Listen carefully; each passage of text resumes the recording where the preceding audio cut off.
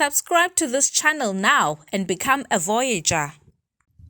As a Voyager, you qualify for a 20% discount when you book your stay with Crawfords Beach Lodge this tourism month. Book your stay now by dialing 043 738 5000 or 063 422 2673. This episode is proudly brought to you by Crawfords Beach Lodge, the star of the Wild Coast. Where were we? At least now we have some tea to enjoy. Yes, thank you. I So was we have getting a some- little parched there. Yep. Thank you. Yep. Yeah. Cheers.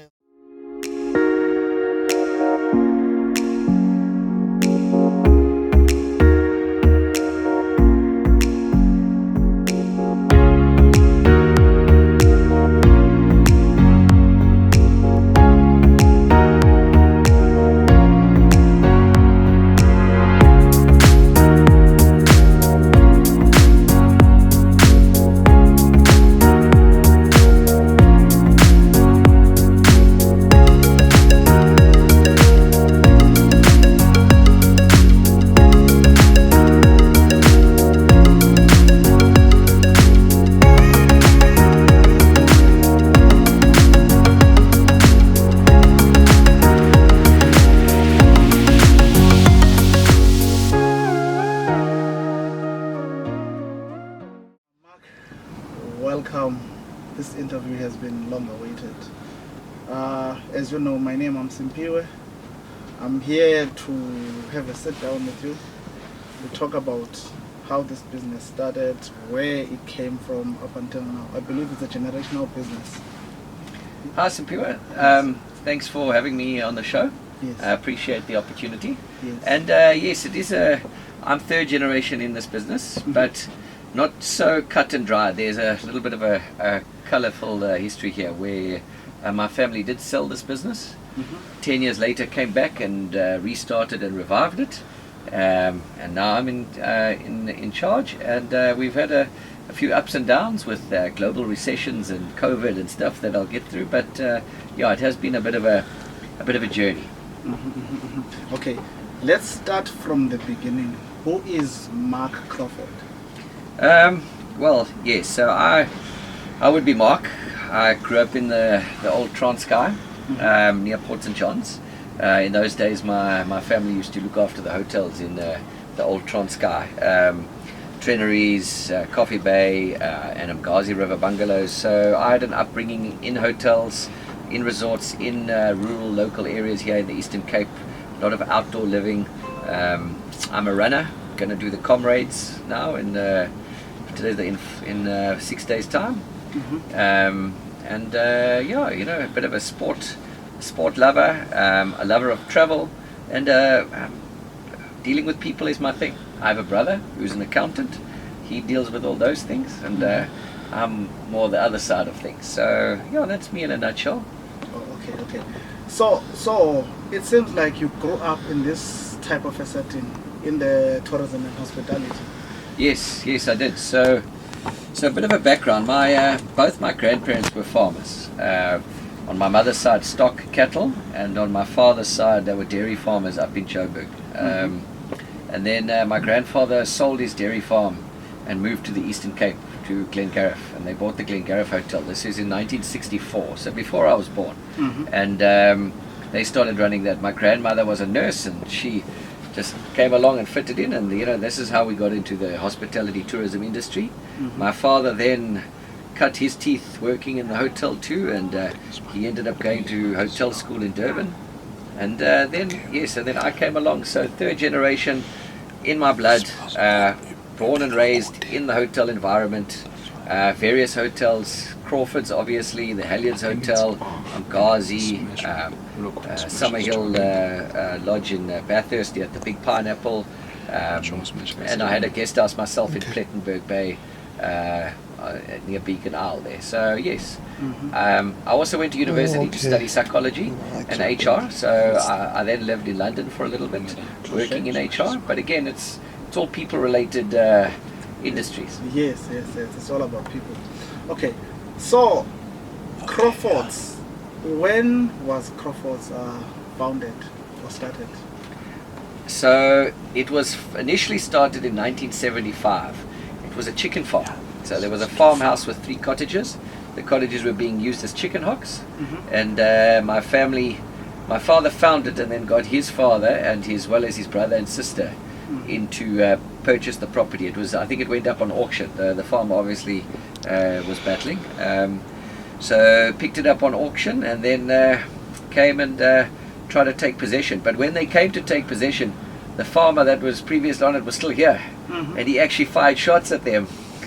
I think he was a little upset at the whole thing. It wasn't anything to do with us, but just in life in general. He later did meet my father and apologized for it. But yeah, so that was quite a welcoming. And then initially my grandfather ran it. It was very basic. It was a self-catering resort. Very, very basic. And my father would work in the old Transkei because you got higher pay for working in the homelands in those days. And then he would send money back to try and develop it up, and he send money back to build the pool and add more cottages. So it really started from the bottom up. However, then it was a family lodge, self-catering, very basic. Then my father left Umgazi in the late 80s because I'm the youngest of 2 kids. I was in school, boarding school, and my mother wanted to get closer to her children.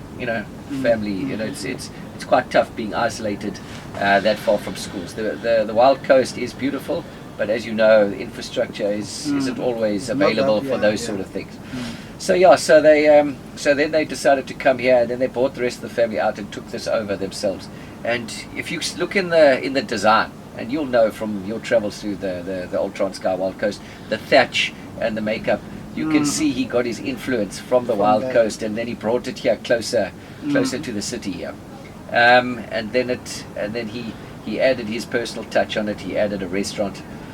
But a few years later, South Africa was going through a very rough time. Independence was coming, and then we had the Holomisa uprisings in the old Transkei. And tourism in this area was basically, it was a no-go zone. It was kind of in the air. We weren't too sure. So my father made the decision to sell the place, and he went on to the Hellions Hotel in Port Alfred. So I must say it was a decision that the family weren't really happy with. This is our home, and it was 10 years later where we got the opportunity to come back and restart here. When we did come back, it had stopped running as a hotel. It had become like a private holiday estate where each house had a different owner, and the restaurant had burnt down, and there wasn't really anything happening here. So we came back in and bought one cottage and then started to revive it from the ground up again. So definitely a two-part to the story. And then so we're still here. The journey continues. We're not finished yet. We are still in the process of acquiring and building it back up. Okay. So now, as the state is now, this whole establishment belongs to the Crawfords now? No. We're in a complex. And about half of it, or just under half at the moment, because I had to sell a cottage in COVID to keep money, put money back into the business. So so there are some privately owned cottages still in this complex. So ours are in a cluster, and we've got a functioning business within a resort. And then there are some owners that allow us to let their properties, or ask us to let their properties for them when they're not here. And then there are one or two that live here, have retired into the complex, that come and use our restaurant and our bar facilities, and then the others that just use it for their own holiday home at this stage. So it's a bit of a multi-purpose complex at the moment, but like I said, the journey continues. It is we're still in the process of acquiring and buying back. Yes. Wow, quite a story. This is something that I thought this whole place is just under one management. No. There are a few owners in the complex. So it's with anything, when you're with other people, there's got to be a little bit of respect given to each other.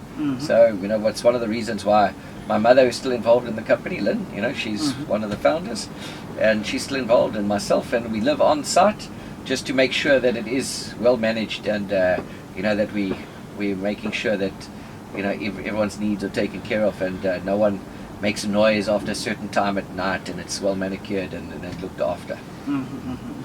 And then also within the conversation, I'm hearing you touching halyards. Well, what was your father's involvement in that side? Well, yeah, so I think it was another hotel. My father liked projects, so he passed away last year. So when something needed to be fixed up and no one else could see the potential in it, that's where my father enjoyed getting stuck in. So he goes and fix. He used to go in and fix, yes. So he would try and acquire a hotel that the people had given up on, and get in there and try and fix it up. And he did. He got the Halliards Hotel functioning quite well through the late 90s and early 2000s until he came back here. He did also assist with the start of Stendon University Hotel there. Yeah, he helped them get that started too. Wow, your father sounds like he was a visionary, a man who wanted to do things and leave a legacy behind. Yeah, that was him. He was quite selfless in that regard too. He was one of those people who would do things knowing he wouldn't see the benefit of it and set it up for his family late on. He suffered a bit of ill health when he was quite young. He was in his 40s and he had a major heart attack. And I think that changed his perspective on things too, where he realized that he wouldn't be around forever, and he wanted to leave something for his kids, myself included, and my kids after that. So yes, the name and the legacy was important to him. Yeah. And he liked the Eastern Cape, so for him it was a place that wasn't performing as it should, but he could see the potential way before anyone else could. So are you still in touch or involved with those businesses that he went and touched as well? Well, I'm still on the Wild Coast Holiday Association committee, which is a sort of marketing board for the greater Wild Coast area. And those hotels, namely Mkazi and Ocean View Hotel in Coffee Bay and Treneries, where he was all involved in, are on that association too. And we're at a bit of a crossroads at the moment. COVID definitely slowed tourism down. Infrastructure that hasn't been improved in the area, like through the same area, that needs to be repaired, needs to be done. There needs to be a voice in the area to try and get those things all on track. So we're at the stage where we're trying to collectively band together and get government on board to try and put the right infrastructure and securities in places and then promote this area again. I would say this area is a very untapped, unknown resource. It's sort of like an emerging market, if I could say that. It's very unique. It's very unique, very diverse, probably the most diverse area in South Africa. Has the most raw, untouched coastline out of anywhere in South Africa. And the diversity in terms of vegetation and landscape is also something. There's flat beaches, there's cliffs coming onto beaches. If you've been to Port St. John's, the Umzimvubu River, that looks like it could be another country. So beautiful. Yeah, it is. It's beautiful and unique. But the message isn't out there. The knowledge and information and perception of the Wild Coast isn't out there. We need to. So yes, I'm involved collectively with some others in trying to start a campaign to get that awareness going again. That's beautiful. That's beautiful. And then coming back to Crawfords, what kind or type of a tourist are you looking for? Who do you cater to? Yeah, so straight off the bat, we are a family-owned, family-run, family business. So that would probably be our core business. However, we do, because we're quite remote, we do everything ourselves here, so we don't rely too much on others, and as a result we've got facilities for everything. For instance, we have a variety of conference rooms. A lot of companies like to come here and use us for team building. It is nice, at night the guys don't run off home or to the pub. The companies bring them here, and they build camaraderie together here. A lot of the Germans, we have Mercedes-Benz based in East London, they like to use us. Feels like they're coming to authentic Africa when they have their workshops here. So we do a lot of that corporate team building, workshop, strategic session type business. We also have quite a big international trade. We did miss it in COVID, but it's back since September last year, where we get the individual traveller that comes, the family that self-drive, as well as buses that come in, and then especially the foreigners, they they like to not just stay here, but then we recommend other establishments around us for activities. For instance, we have the brewery just up the road here. Where they can go, and then Inkwekwezi and Arena, which are 2 game parks where they can have game drives or quad bikes and interaction with animals. There's the nice river at Arena, the Kolecha River, great for canoeing. And then there's Chintsa horses, that rehabilitate horses. They go for horse riding lessons and trips up the beach. So there's a variety of things to do. So when people are here a little bit longer, we try and get them out into the area. So there's a collective sort of relationship between all the establishments. Between all the establishments. Yeah. Oh, that's good. That is quite good. So in a nutshell, this place caters for almost everything, but most importantly, it caters for families as well. Yes. Yes. Well, my mother's in her. I hope she doesn't get cross with me for giving up her age, but she's in her 70s now, and she's still involved. So it obviously caters for people around her. I'm in my 40s now, and I have young kids who pre-teens. So we're, just in my family alone, we have 3 generations here, and we're catering for all of us here. So we cater across the board, got everything. We've got a wellness centre and spa on site for massages and spoils. We have obviously the dining room and lounges and bar areas. We have 2 swimming pools, a tennis court. So there's activities to do as well as relaxing to do. We have 2 pool areas for lounging around and drinking cocktails while there's baking in the sun. And then a lot of sport tourism is sort of starting up. We do our own trail run, the car to Crawfords, which is from Carmouth to here, which is quite a tough trail run. I can imagine. Yes. And then there's a few runs that come past us that use us for accommodation too. So, and then a lot of guys are into mountain biking now, and places like the brewery have a dedicated mountain bike and trail running track on their site. So sports tourism, or people coming on holiday want to be active. So that is something I've noticed in a trend of holiday makers in recent times. Okay. Yep. So Mark, you were telling me about how the business is being run and everything. Now, question is, who do you employ? Okay, well, I would say I employ 90 to 95% people local. So good. Yeah.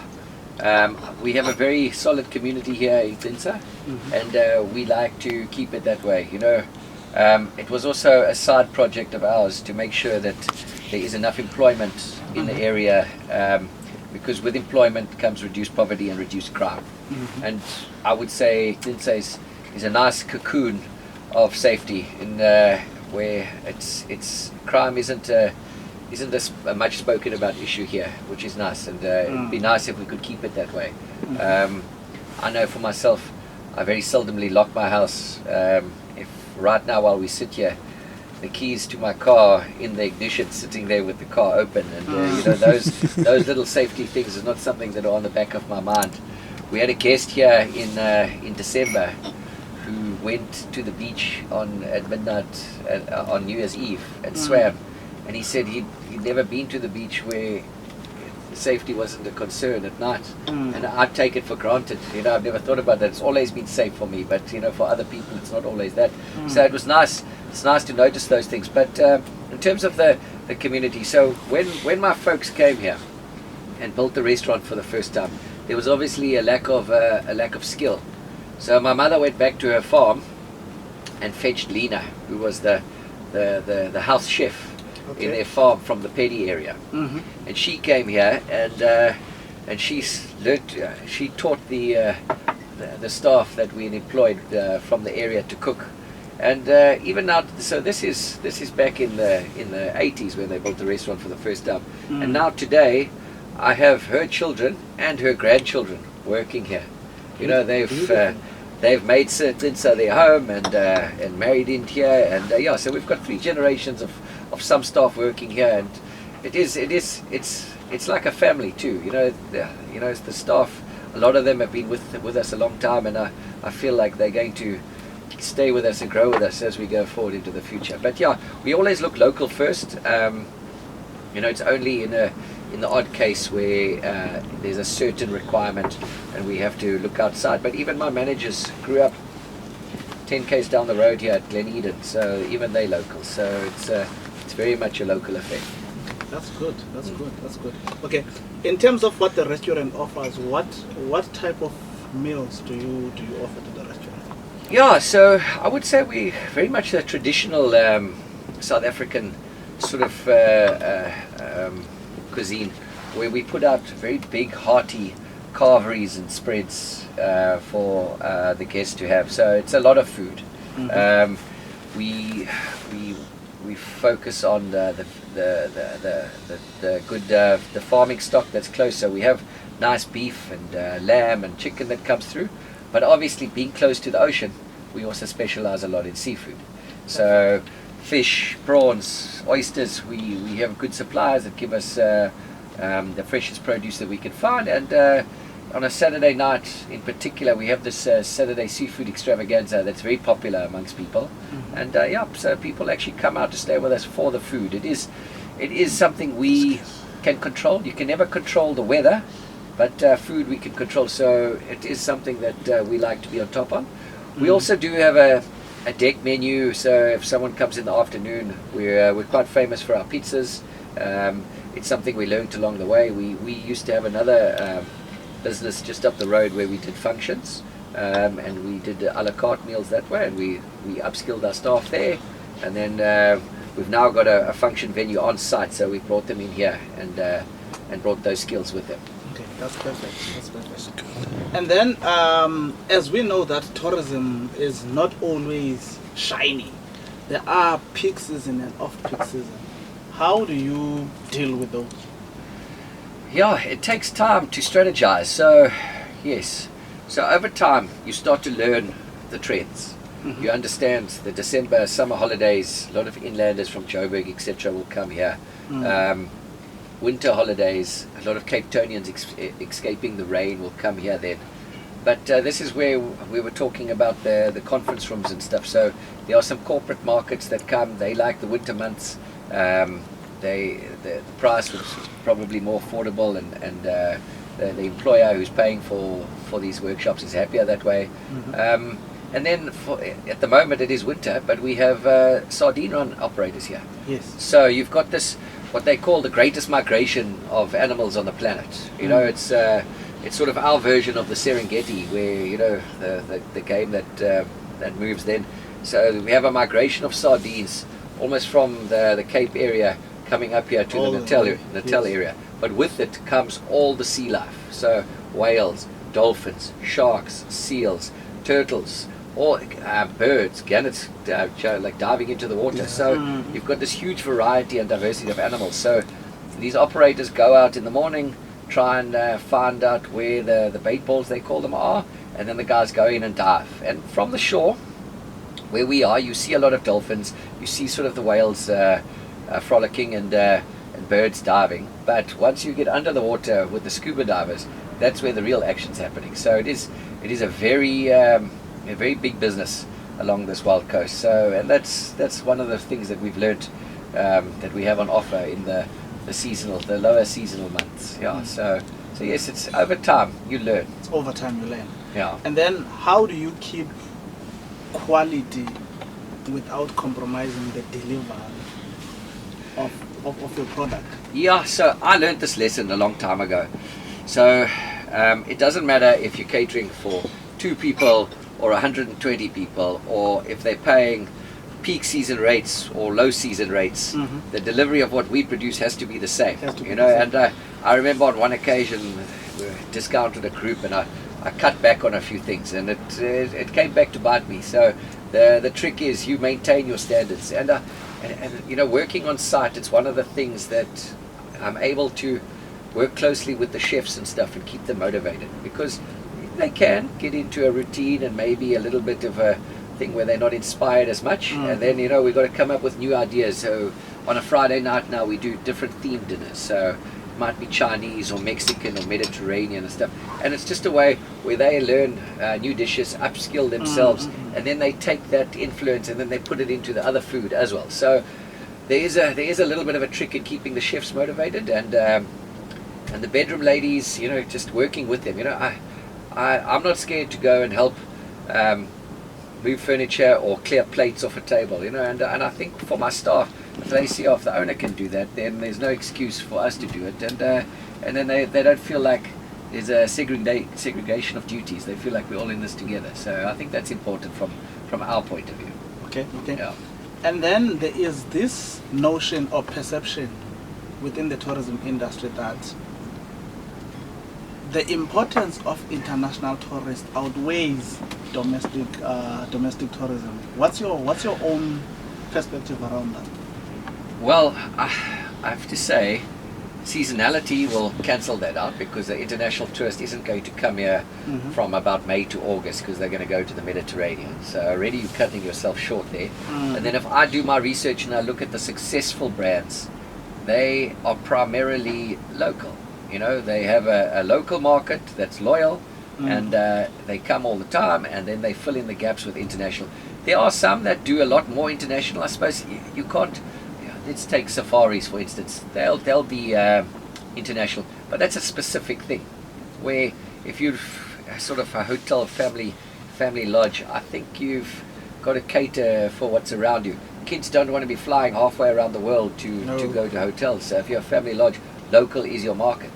So I've always had the belief that the locals have got to be your primary focus, and the internationals will come, because these days there's also word of mouth. In the old days, someone had to send you somewhere, but the way the word gets out quicker, every site has a review system now, Facebook, TripAdvisor, Google reviews and stuff like that. So you need guys to come in, and you need guys to comment on your place, saying, I had a good experience, and then the internationals will come regardless. Yes. So you got to start local and then grow it organically like that. That's my take on it anyway. But I suppose everyone is different, and it depends what you're selling. But yeah, I think in COVID, we go back to that a lot now.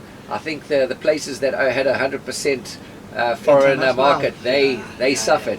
Where the guys that had catered for both, they were able to find a way to get through. And I know we found that, so it was beneficial in that sense. Yeah, that's quite good. That is quite good.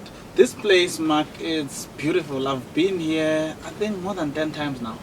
Oh, it's good to have you back. More than 10 times, yeah. And the experience is always... But you see, you've come on a workshop or a conference, and you've liked it, and then you wanted to come back. Yes. And, so we use those workshops and those things as a way of marketing and getting people in here.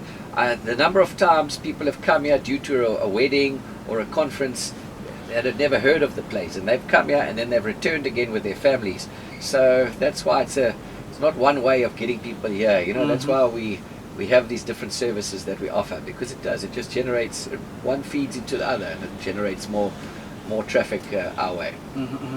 To someone who is at home at this point in time watching this episode, what can you say to them? What will they experience when they come to Crawfords that they will never forget? Well, if I take customer feedback, they're always very complimentary of how welcoming and how friendly our staff are here. And I agree. Thank you. But a lot of people have this perception that they need to go overseas to see paradise and tropical heavens, where they're mistaken. South Africa has lots of those idyllic. Too much. Yes, mostly the wild coast. Yes, exactly. So there's always this perception that there's Cape Town, Plet, Durban, and then if you're not going there, go overseas. But there are so many undiscovered gems throughout South Africa, and I think this is one of them.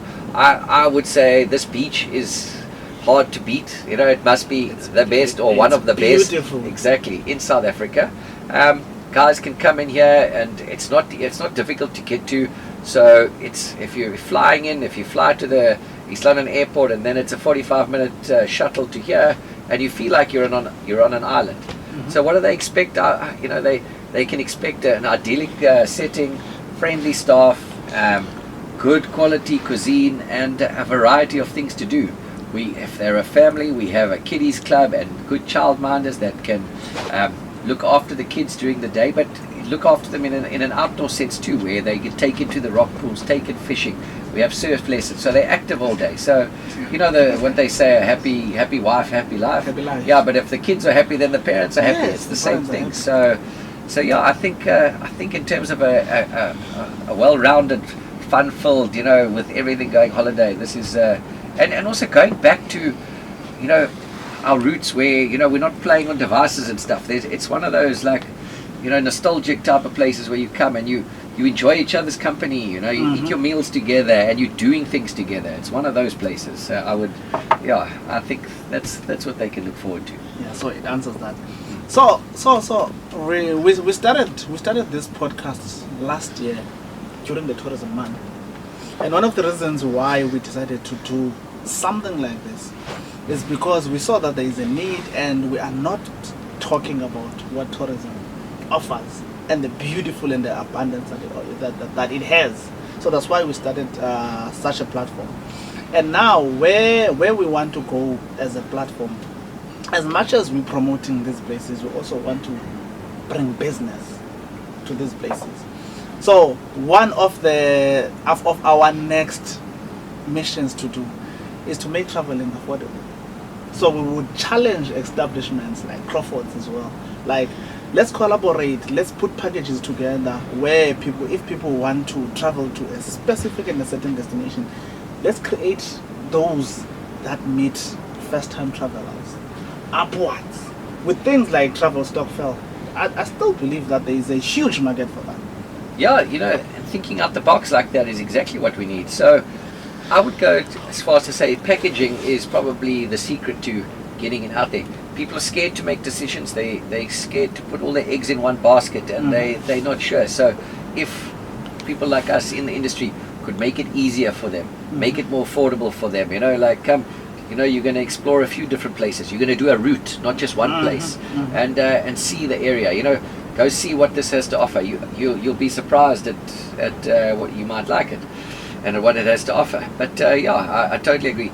If you look at successful models of where they got business booming without spending too much, you take the old backpacker market where they had the Baz bus traveling like on a hop on hop off system, basically around it.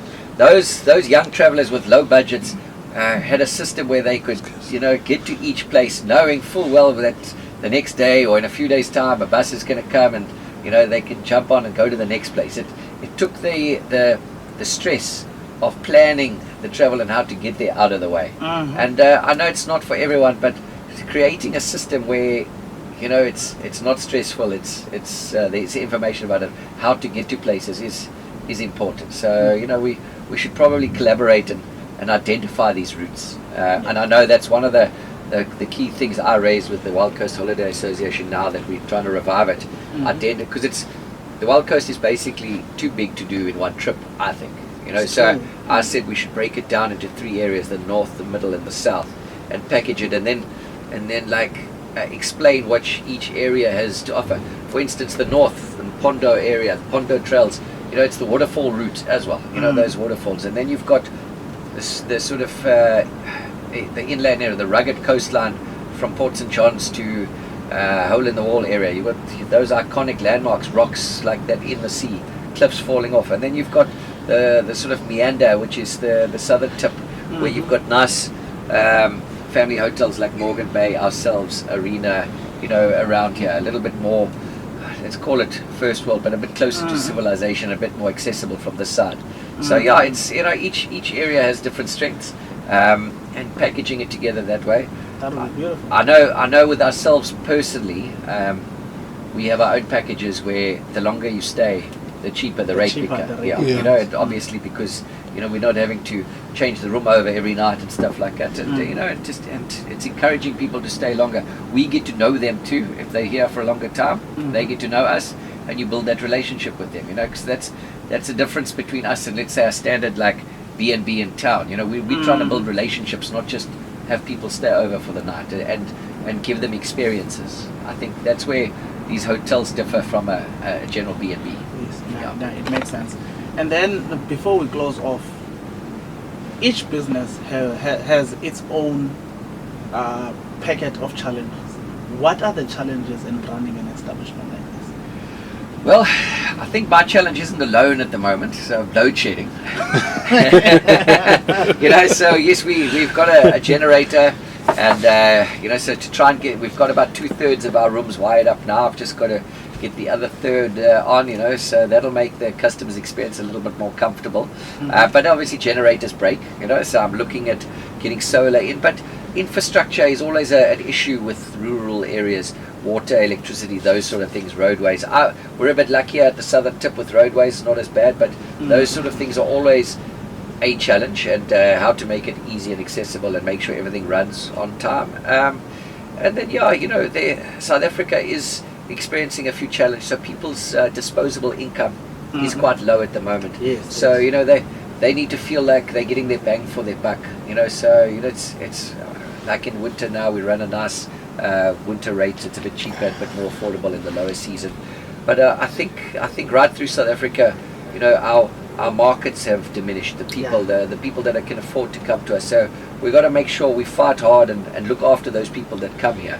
And I always tell my staff, remember, the guest that's coming has decided to come here. They've chosen to come here. They could have gone anywhere else, but they chose to come here. So treat them accordingly. Don't treat them like someone who's just passing through that had to come here.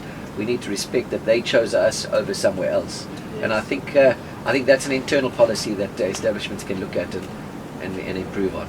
Yeah, that's good. That's good. Mark, this was just a beautiful conversation. And I don't want to lie, it was like we can go on forever. Yeah, I feel like I can. We should have a part two. We can go on forever. Yeah. We'll definitely do a part two. Okay. Definitely do a part two. Man, thank you very much for answering my call and saying, you know what, let's do it. Yeah. Thanks for having me. This was fun. Yeah, man, this is just good. Yeah. With this baby, new upcoming baby, when we have guests. Yeah, we have to drink from these cups. Yes. I feel lucky that I got to toast with you from here. And definitely, I will make sure that I deliver your own cup personalized. That'll be great. Yeah. I see you like caps. I'll have to give you a Crawfords cap. Yes. Why not? Why not? That's what we need. Yeah. Tailor-made activity. Wake up, beach runs, working teams. So in holidays, when we've got a group, like a captured group, like we do that. See, it's a bit tougher when they're coming in little bit.